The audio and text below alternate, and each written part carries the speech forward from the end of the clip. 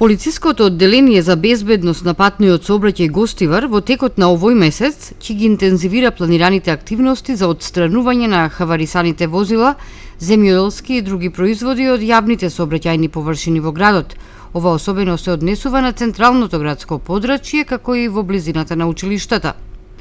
Со цел да се овозможи непречено и безбедно движење на пешаците и возилата, се апелира до сопствениците навреме да ги отстранат возилата, рекламните паноа, таблите, угостителската опрема и разноразните производи изложени на тротоарите, но и од зелените појаси.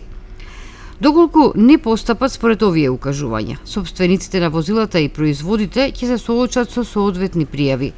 Глобата за овој вид прекршок, согласно Законот за безбедност на сообраќајот на патиштата, изнесува 300 евра за физичко и од 520 до 1350 евра во денарска противредност за правното лице, како и дополнителни 330 евра за неговото одговорно лице. Покрај ова, хаварисаните возила ќе се подигнуваат и ќе се транспортираат на наменски определено место, додека трошоците за транспортирање ќе паднат на товар на сопствениците.